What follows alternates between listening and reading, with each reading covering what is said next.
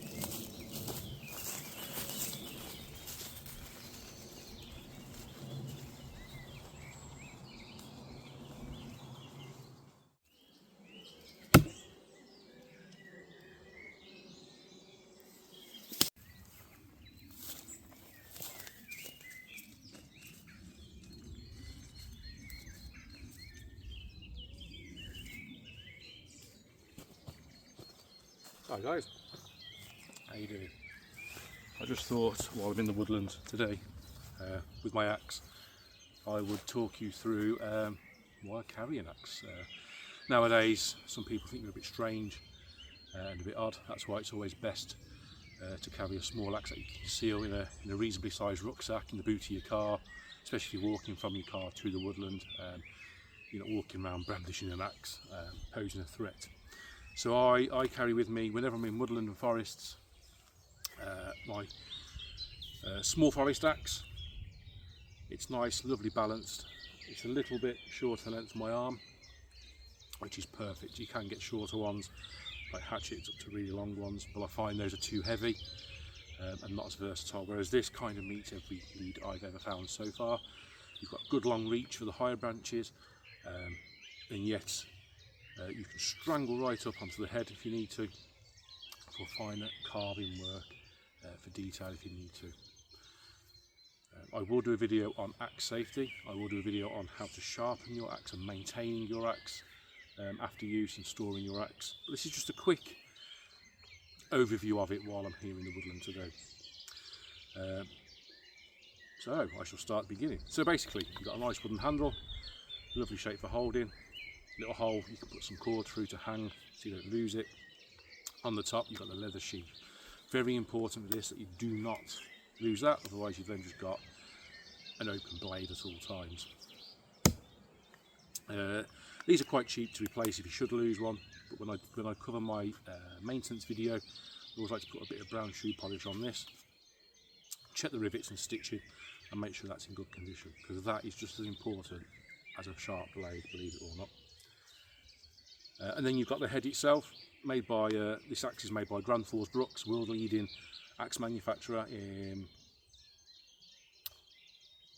Beautiful piece of kit. It's always good to keep a nice sharp blade on that at all times, keeping your fingers away. This one particularly is from Ramir's Woodlaw site.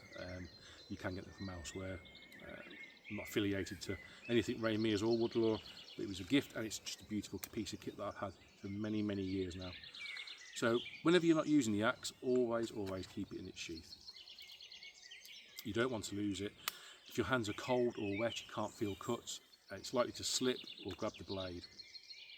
You don't be doing any of that out in the woodland where you could be hours or days or weeks from nearest hospital or help. That's a bit about the axe basically itself. Why do I carry them with me in the woodland? You never know what you need to cut. It could be a branch in your way, it could be to some fine whittling work, it could be cutting your firewood. If the axe is sharp enough, you can use it like a knife. I find if you put the handle of the axe down your arm and strangle up even tighter, so you're holding basically near the blade, I find you can still do things. So you can take skins off rabbit, you can prepare food, you can chop onions and stuff. So it's just as versatile as a knife really. Beautiful piece of kit. The idea with this one is today I'm going to make some tent pegs, some nice chunky wooden tent pegs for the parachute shelter I'm going to be using. So yeah, I'll show you a few little tips and techniques of it today, but the next video will be tool maintenance, so axe and knife in a camp, woodland camp, sharpening, storing and preserving them. Let's go and make some pegs.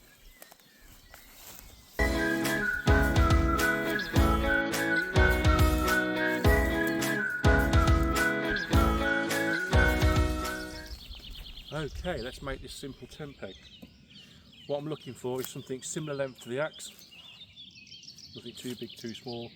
I don't want to be spending hours making a log into a stick when I can get a stick.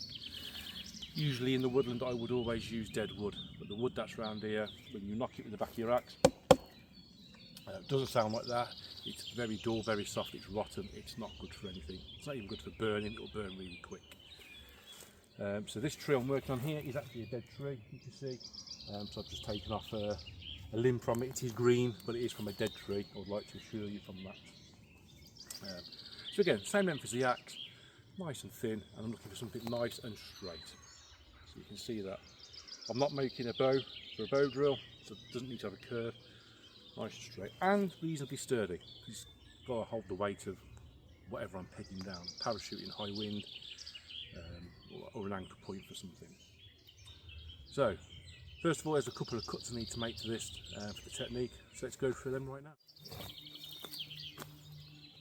Okay, let's do these, a series of simple cuts. It's the same cuts you would make for making a pot hanger or a coat hook tied to a tree. One of the rules of bushcraft, wood law, survival, whatever you want to call it, is keeping it simple, elegant, effective, but yeah, above all, keeping it simple. Don't overcomplicate things. If it looks rough and ready but does the job, that's even better. So, I've got my stick. Let's take my sheath off. I'm going to place the axe down there. 1 second. What I personally like to do is with this, you screw the belt loop on the trouser, clip it on. It's not going anywhere, and I know exactly where it is. I'm not like to go in the pocket for a tissue or something, pull it out, and I've still dropped it. Okay, so on this I need to make, at the bottom, a reasonably good spike to drive into the ground. At the top, I need to make it flat with a slightly beveled edge, good to hammer into the ground. And then I need to look then and assess the shape of the stick for its final cut and carve.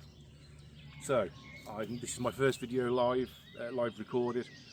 Let's see how it goes. So first of all, I've got my chopping block. What I want to be doing is I don't want to be cutting towards myself, because if I miss that I'm going to hit my leg. So I'm going to stand at the side and cut down the side. So if I miss the wood in the block, it's going away from me.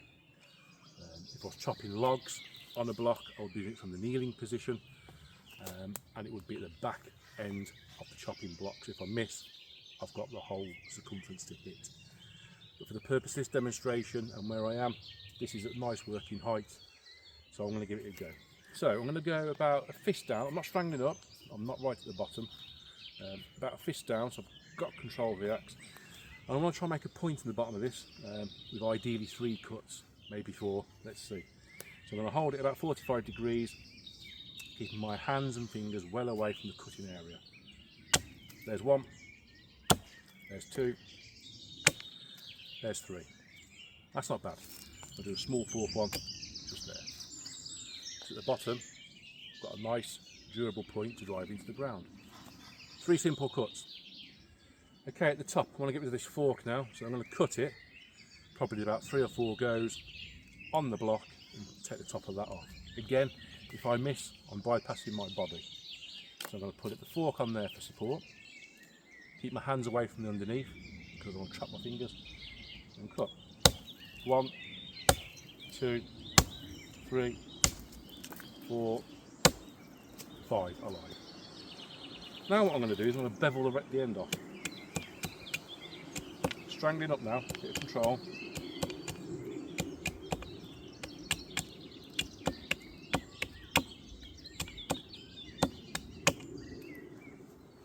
It's rudimental, it's fun. I've got a point at one end and a beveled end at the top. Allow me to hit that without splitting. Now what I need to do is look at the piece of wood from the top down, a couple of inches, couple of thumbs down, and assess where I want to put my cut. Now there's a knot here, so I'm not going to put it there. So I'm thinking on the back side of this, there's a nice straight piece there. I'm going to strangle right up like I said earlier. I'm going to make a nice, deep, with a bit of pressure,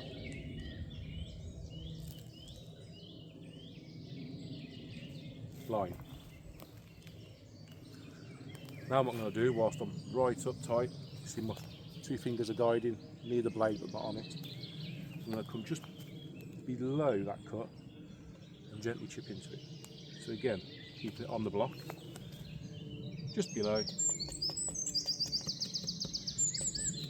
take it in, like that.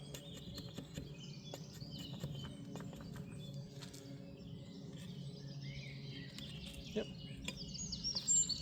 This bit is a little bit easier with a knife.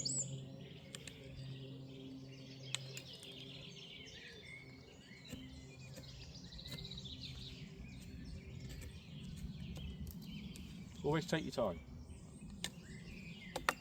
No rush.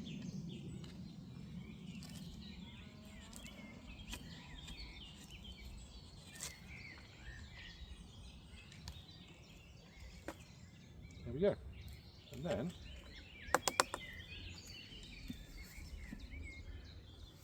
I have a cut.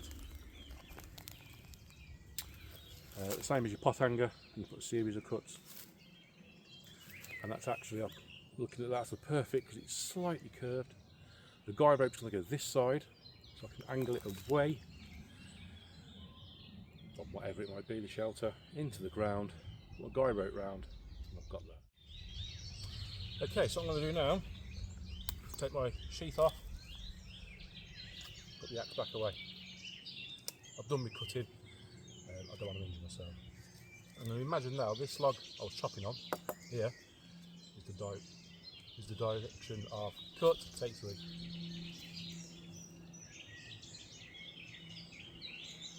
Okay guys, my sheath's back on, nice and safe. I'm going to imagine now, the chopping block I was on is the direction of the shelter, or whichever way the rope's going to be going. So to that end, I want the cut away from it. It's like a tempo. Slight angle on it, my sheath's on, and like I said, I'm now going to be using it as a hammer so the blade's coming towards me, so I can't hurt myself. The pointy end in,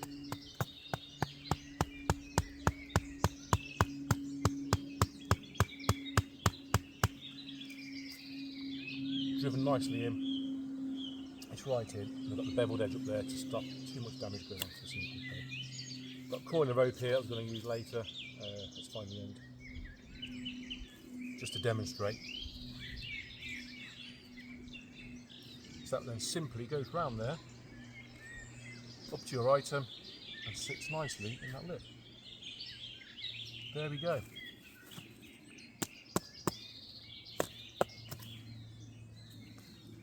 Simple but effective backwoods tempo. And the good thing about that is you can burn it for your breakfast in the morning once you shut your shelter down, and you simply throw it back to nature. Thanks for watching guys, I hope you enjoyed this video. Please go to my website or my Instagram or my YouTube page. Catch you soon.